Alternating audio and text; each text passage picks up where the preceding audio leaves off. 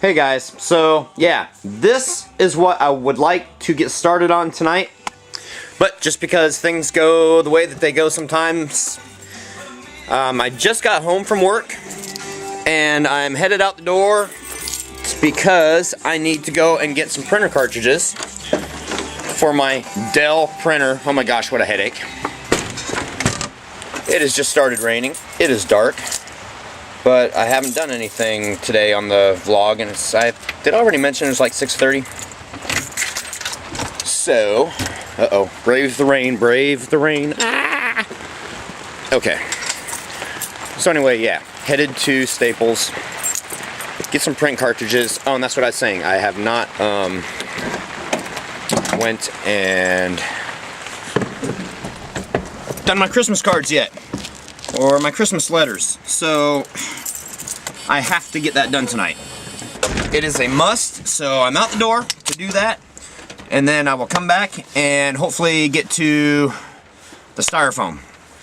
Here's my fingers crossed, we'll see what happens. Alright, so I apologize for the vlog being kind of short tonight. I've got a lot of stuff to get done. Christmas letters, a little bit of house cleaning, stuff that you guys really don't care about. So, the Apocalypse 13th, oh my gosh, try saying that 5 times fast, had some interest, and I'm sure a lot of you do also if you watched the first couple of videos of the haunt for 09 and the falling spike wall. Basically, construction, extremely simple, and everything's like packed away in storage right now, and I can't get everything out. But I will try to do my best here to, I'm turning the light on, that's why I'm like spacing out. I'll do my best to show you guys what it is. And I'm sure that all of you are familiar with the scene setter paper, or plastic that you can get at like the Halloween Superstore or whatever. And all this is, I'll show you the front first, then I'll show you the back. So I've got this covering the front, attached with black duct tape, and it's stapled at the top just to make sure, and then I spray painted because there's wood here. Because I wanted it as seamless as possible, so I tried to match it the same spacing as the bricks. The styrofoam, I had cutouts in for all the spikes that went through it. And the spikes, this is going to be fun. If I fall, call 911. So, I'm climbing, I'm going up, and up. Okay. These right here are the spikes, and all they are just toy swords that I got at one of the thrift stores. They were all new, but they were only like 99 cents each. And I thought that the blades on them looked really cool, kind of like it followed the concept of the brick and kind of dungeon feel, and that's just model paint that I let drip off of it. So yeah, they're real kind of cheesy. I'm not going to do any harm if they hit anybody, and because they were just set into the styrofoam, they were just pushed through. So if they had hit anybody, it would have just pushed them right out. But it was stable enough to hold them in. Okay. Oh my gosh, so much crap. So looking at the basic crap. Okay.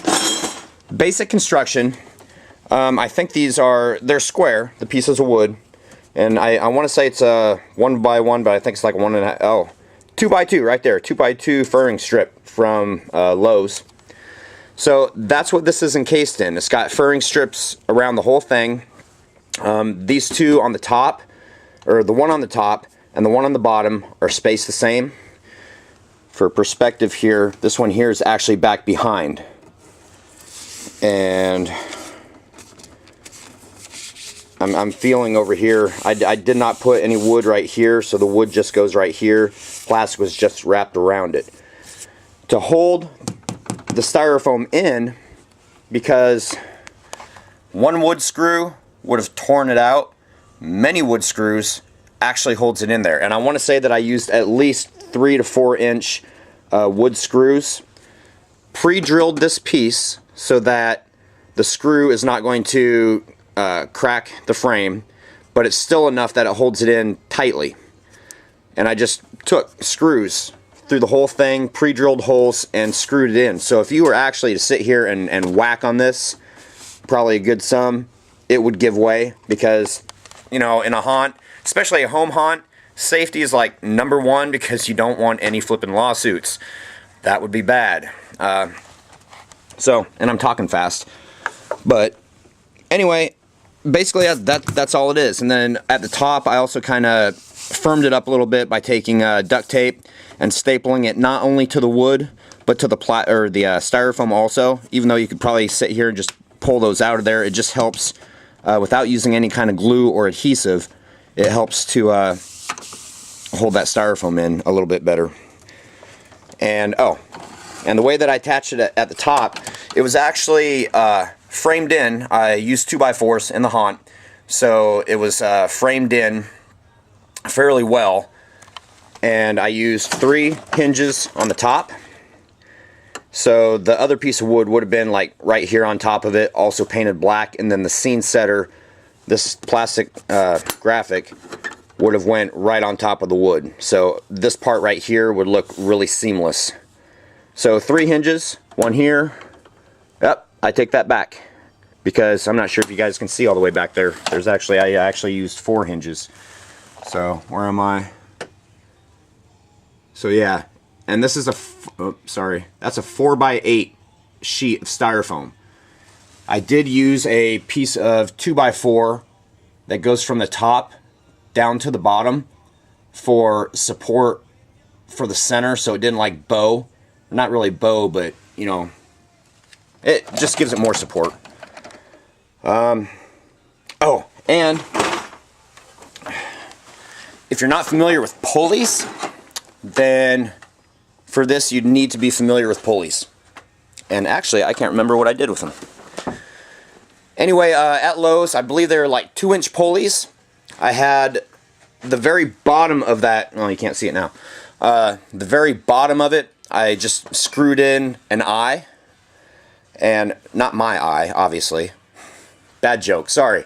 So I screwed in an eye, put a rope on it, tied it like triple, quadruple knots, and then ran that rope straight up to the back to where, okay, so here's the wall. So back down here where my hand is, I screwed the eye in so that it would hinge up, and I pulled it all the way to the top, so that pulley would have been up here on the frame in the back. And I ran the rope from the wall up to that pulley, straight down to another pulley, and where it came towards you. And then from there I used 1 additional pulley, and there's just an operator behind a false wall, and he had a little an eye, a little cutout so that he could see, who was there. The light, the blue light that lights this up, if you go down to Lowe's also and get some infrared motion detectors, they're in with like the porch lights and stuff, but they sell just the motion detector. You take that, wire it to a cord with an outlet, put it all in a nice box and everything, and then you take the light and you plug it in to that. Because in order for somebody in the haunt to sit there and watch for people and flip switches on lights, I like things to be as automatic as possible. And the infrared detection for the lights and doing that is awesome, because the corner's dark when they come around. You can get that infrared right where you need it. They come around, they hit the infrared, the light turns on, and it's on for the whole time they're in the scene, and then it goes out again. So I think that's actually a really awesome thing to have. I'm still looking for the pulleys, in case you're wondering. Wow. Oh, shoot.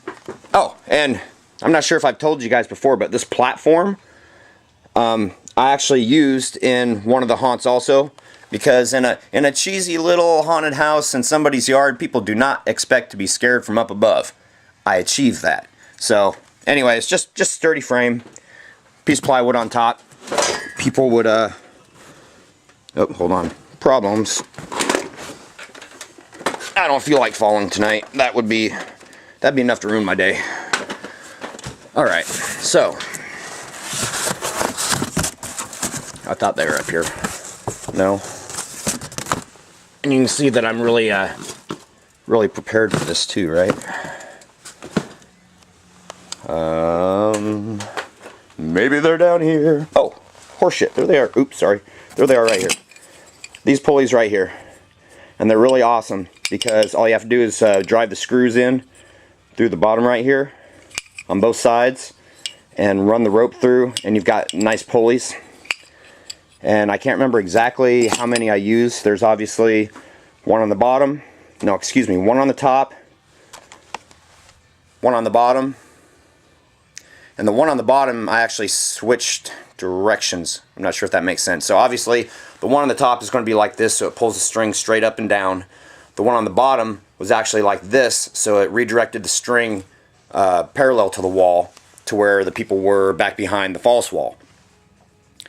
So hopefully that answers everybody's questions. When I did that prop, I'm not sure if you've seen some of my comments, but I was rushed to do it and didn't have a lot of time, so I didn't take any video and very little pictures.